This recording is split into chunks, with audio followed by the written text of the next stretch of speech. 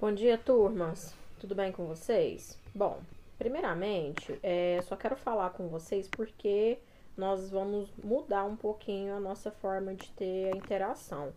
A gente estava tendo algumas semanas já, nas segundas-feiras, as aulas pelo Google Meet, né? Eu mandava o link no grupo do WhatsApp e esperava vocês para as aulas. Porém, eu não estava vendo que estava dando muito resultado, porque eram pouquíssimos alunos que estavam aparecendo, né? Nas últimas aulas, em algumas turmas, estavam aparecendo 4, 3, chegou a aparecer 3 alunos para aula, né? Então, eu achei que não estava sendo muito legal essa maneira. Então, eu resolvi voltar a gravar os vídeos, igual a gente fazia lá no início, né? Quando a gente começou com as aulas à distância, porque aí vocês têm a opção de assistir esse vídeo depois também, né? Então, acho que às vezes pode ficar um pouco mais fácil para vocês também, tá? E aí a gente vai fazendo um teste, né? Caso não dê certo dessa forma, a gente volta com o Meet, a gente vai conversando e vendo o que fica melhor para todo mundo, tá? Como na aula passada eu tive um probleminha técnico aqui com o computador, eu acabei não fazendo a aulinha da semana 3. Então, por isso, como a semana 4 é bem pouquinha coisa, resolvi fazer as duas juntas. Então, nós vamos corrigir a semana 3 e a semana 4 do PET volume 3 hoje, tá? Vamos lá. Bom, a semana 3 tinha a seguinte pergunta: quais indícios levaram você a concluir qual notícia era falsa ou verdadeira? Nós tínhamos lá, né? Vocês tinham lá no PET duas notícias que estavam lá. E uma era verdadeira e uma era falsa. E aí a gente tinha que observar quais eram as notícias verdadeiras e quais eram as notícias falsas. Deixa eu abrir aqui.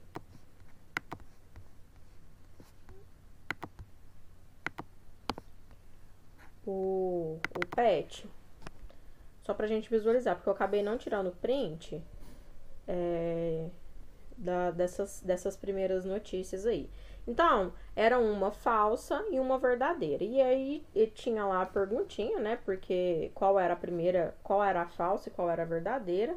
E aí vocês depois até tinham um resultado, já a resposta mesmo no próprio PET.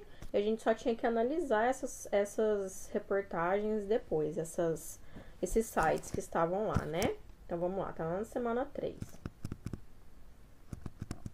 São essas aqui, ó. Deixa eu ver se eu consigo aumentar aqui.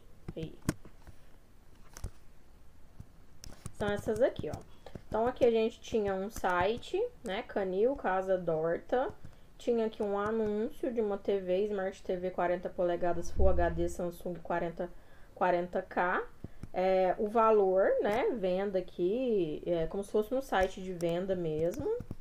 E logo a gente tinha um outro site aqui, extra.com.br, a mesma televisão, Smart TV LED 40 polegadas Full HD Samsung 40K, o valor da televisão, 1.799. E aí perguntava aqui, né, qual era verdadeiro e qual era falso. E aí o próprio PET já trouxe, né, a primeira é a falsa e a segunda é a verdadeira. E a gente precisava, então, analisar essas questões, então. E aí vem a nossa perguntinha, né? Quais indícios levaram você a concluir qual notícia era falsa e qual notícia era verdadeira? Então, eu coloquei aqui a barra de endereço, né? Se vocês olharem lá para a barra de endereço, vocês vão perceber que aqui não tem a questão do onde mostra que é seguro, né? Esse aqui já mostra, ó, o cadeadinho escrito que o site é seguro, confiável. Coloquei o valor da mercadoria no site falso, o valor está muito abaixo do valor de mercado. Então, quando você vê uma mercadoria que ela tem um valor normalmente já elevado e você vê ela com um valor muito abaixo do que é o esperado, aí a gente precisa desconfiar, né, gente? Quando a esmola demais, o santo desconfia. Então, a gente precisa levar em consideração ter o bom senso também de observar como que uma televisão daquelas, que o valor normal em todos os sites está R$ 1.800 e de repente tem um site vendendo por R$ 700, menos da metade do valor, né? E, além de tudo, é um site desconhecido, ó. Esse aqui é o extra.com, que é a notícia verdadeira. Notícia não, né? Que é o anúncio verdadeiro. E é do Extra, então é conhecido. E já esse aqui não, Canil Canil Casa Dorta não é um site que a gente está acostumado a ver. Então, é um site desconhecido. Então, eu coloquei essas observações, tá? Nessa primeira questão. Aí, a segunda questão traz a seguinte pergunta. Quais elementos, título, fonte, conteúdo das notícias fez você perceber que a notícia era falsa? É bem parecida, na verdade, a questão 1 com a questão 2, né? Então, acaba que a questão 2 puxa um pouquinho do que a gente já falou na questão 1. Aí, eu fiz um resumão aqui e coloquei assim, ó. Era na barra de endereço, tá, gente? Faltou o D aqui. Na barra de endereço consta um site, Canil Casa Dorta, e no anúncio outro, extra.com. Né? Então, a gente percebe que esse Canil Casa Dorta é um site que a gente nunca viu na vida, e o extra.com é um site conhecido de vendas, né? E, além disso, o valor do produto está muito abaixo do valor de mercado, que a gente já tinha comentado. Então, só por isso daí já tem que gerar uma desconfiança. O usuário precisa ficar desconfiado quando ele vê isso, tá? Um valor muito abaixo do valor de mercado. Então, eu coloquei essas informações, mais ou menos um resuminho mesmo do que foi falado na questão 1, tá? Questão 3. O texto lido e a atividade proposta mudou a sua percepção para identificar uma notícia falsa? Em que sentido? Aí, gente, eu coloquei aqui a resposta pessoal. Por quê? Porque é a sua percepção, né? É a percepção individual de cada um que vai ter mudado ou não ter mudado. Então, eu coloquei aqui a minha resposta, porém, eu quero deixar bem claro que a resposta de vocês não precisa ser igualzinha à minha, tá? Eu coloquei uma coisa mais geral, para quem realmente não conseguiu aí colocar nada, enfim, coloquei assim, ó, sim, pois no momento em que se vê uma oferta dessas, talvez impulsionados pela emoção, acabamos não raciocinando muito bem e não percebemos indícios de fake news. Acredito que após essa verificação, ficará mais fácil identificar e prestar atenção aos sinais. Coloquei dessa forma, mas a resposta é pessoal, tá? A 4, você tem o hábito de compartilhar uma informação pelas redes sociais ou WhatsApp? Também resposta pessoal, mas eu coloquei uma resposta padrão. Escrevi assim, ó, não tanto por redes sociais, e no caso é minha, tá, gente? Não tanto por redes sociais, mas pelo WhatsApp, sim. Acredito que hoje seja a nossa maior ferramenta de comunicação com as outras pessoas, principalmente em tempos de pandemia. Então, ultimamente, nós utilizamos muito o WhatsApp. Eu, pelo menos, utilizo muito o WhatsApp. Até que a rede social eu entro mais pra ver alguma coisa mesmo, mas compartilhar nem tanto.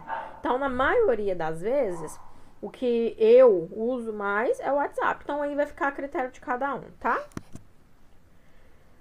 A questão 5 dizia assim, ó, após a aula, quais os cuidados que você terá para conferir uma informação? Cite 4 sugestões.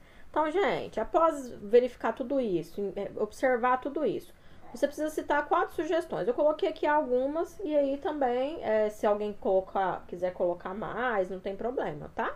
Vocês precisavam colocar somente 4, mas eu coloquei aqui 5. Não, eu coloquei 4 também. Coloquei, ó, verificar o endereço do site, tá? Então, a gente precisa conferir se aquele endereço é um endereço confiável. Conferir se as informações batem com o site que se diz ser. Então, você viu lá que aquele que estava lá no Casa, olha pra você ver, vamos voltar lá. Aqui era Casa Dorta, né? Casa Dorta, e aqui já tava, aqui no outro, nesse íconezinho azul abaixo aqui, então na barra de endereço tava Canil Casa Dorta e já no íconezinho azul falou extra.com, tá vendo? Então já é coisa que a gente precisa desconfiar já, né? Buscar outras fontes de informação. Eu tô achando essa televisão muito barata. Vou ver se em outros sites como é que tá. O preço tá mais ou menos parecido, né? Tem uma oferta, mas é uma coisa plausível, né? Porque não pode ser uma coisa muito, muito absurda. Verificar se o site no qual consta a informação é de grande repercussão midiática ou se é apenas mais um site sensacionalista. Então, além do caso de comprar alguma coisa, né? Se você estiver buscando uma informação, busque em outros locais, tá? Veja se esse site ele é um site recomendado, né? Se é um site comum, conhecido, se ele tem uma grande repercussão midiática ou se simplesmente ele é sensacionalista e gosta de espalhar fake news também, tá? 6. Quais podem ser as consequências quanto à disseminação de uma notícia falsa? Cite 3 exemplos. Então, Eu até coloquei mais de 3 aqui. Basta que vocês coloquem 3 exemplos, tá? Mas eu coloquei aqui, ó, questões de saúde pública. Naquela aula que a gente discutiu sobre fake news, eu falei, né, sobre as questões de saúde pública, por exemplo, os grupos anti-vacinação, que já teve, né? A gente comentou casos de sarampo, por exemplo, que era uma doença que já estava erradicada no Brasil e agora ela voltou. Por quê? Porque existem grupos anti-vacinação que acreditam que a vacina pode fazer mal às pessoas, pode matar, enfim, tá? Influência em resultados de eleições, como é o caso de alguns países, a gente comentou até dos Estados Unidos, né? Então pode influenciar uma eleição, sim. Transtornos para a população, a gente até comentou na época também que a gente discutiu lá naquela aula sobre fake news, a questão da greve dos caminhoneiros, né? Logo que acabou a greve, o pessoal começou uma conversa, um bafafá de que ia ter outra greve, enfim. E não teve nada. Aquilo foi só causou transtorno porque o pessoal ficou desesperado, né? Problemas sérios para pessoas expostas, como até mesmo a morte. Então já aconteceu, né? Também dei um exemplo no dia da nossa aula de pessoas, foi inclusive uma mulher, né? Que foi assassinada, que foi linchada porque ela foi confundida com uma sequestradora de crianças, né? Então precisa ter um pouco de empatia também na hora que a gente for compartilhar alguma coisa, tá? Empresas com baixo faturamento após divulgação de falsas notícias a seu respeito. Então, às vezes, divulgou-se alguma fake news sobre determinada empresa e o pessoal acreditou e aí parou de comprar produtos daquela empresa, enfim. Prejuízo financeiro pessoal ao comprar produtos de páginas fakes, que acontece já com nós mesmos, né? Eu, inclusive, conheço pessoas que já passaram por isso, né? Achou lá um produto muito barato e resolveu comprar. E aí teve cartão clonado, e aí comprou, mas o produto não chegou, enfim. Vários problemas, tá? Então, essa foi a semana 3, pessoal. E aí, vamos já fazer a semana 4, porque a semana 4 é pouquinha coisa. São só 4 questões de alternativas, tá? Também voltado para fake news. Então, todo esse PET, volume 3, ele foi todo voltado para as fake news. A gente fez já várias aulas, né, sobre isso. E acho que já ficou bem, assim, frisado a questão das fake news para vocês. Espero que sim. Mas qualquer dúvida que tiver, a gente está disponível aí nos nossos horários de aula. E aí nós temos 2 textos. Na verdade, isso aqui não é muito bem um texto, né? Eles pegaram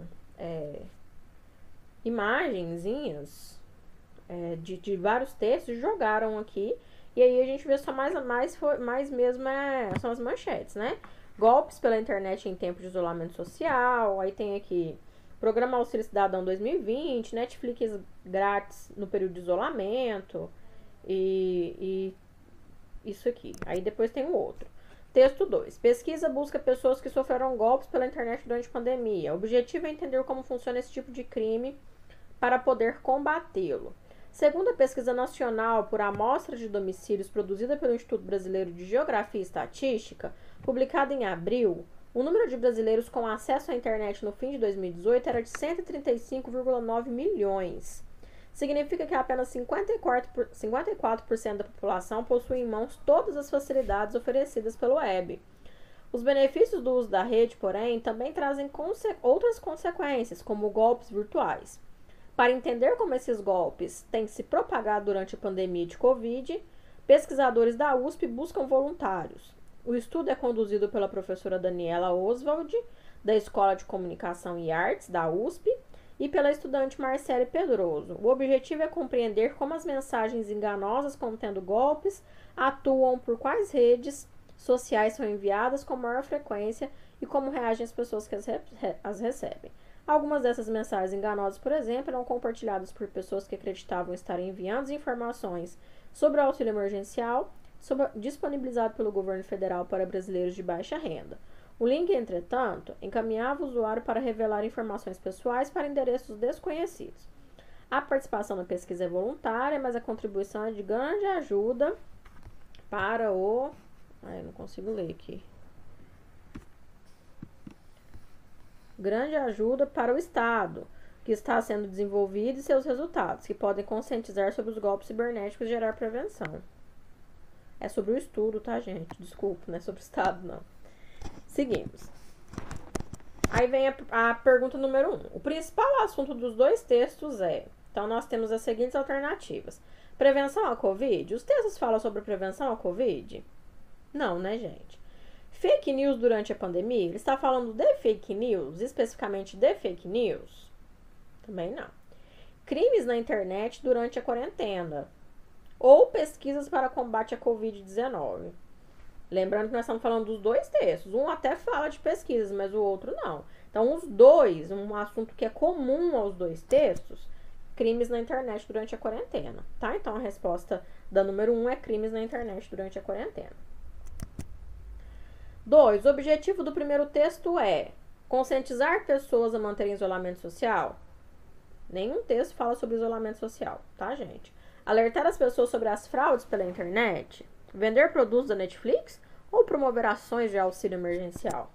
Alertar as pessoas sobre as fraudes pela internet, né? Os dois textos trazem isso. O primeiro lá com exemplos de notícias falsas, de crimes cometidos na internet. E o segundo realmente explicando mais profundamente e falando até de um estudo que está sendo realizado para verificar os crimes e por onde são disseminados esses crimes. Questão 3. De acordo com o texto 2, é correto afirmar que 80% da população brasileira tem acesso à internet. A pesquisa é realizada com os estudantes da USP. A participação na pesquisa é voluntária. Os golpes durante a pandemia têm causado estresse.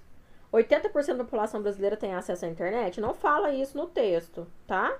A pesquisa é realizada com estudantes da USP? Não, a pesquisa é realizada por estudantes da USP. A participação na pesquisa é voluntária? Sim, a participação na pesquisa é voluntária. Fala lá no texto que a participação é voluntária. Os golpes durante a pandemia têm causado estresse? Pode ser que tenham causado estresse, sim, gente, mas não fala nada disso no texto, tá? Então, a resposta é a participação na pesquisa é voluntária. E a questão 4 diz assim, ó, a afirmativa que não,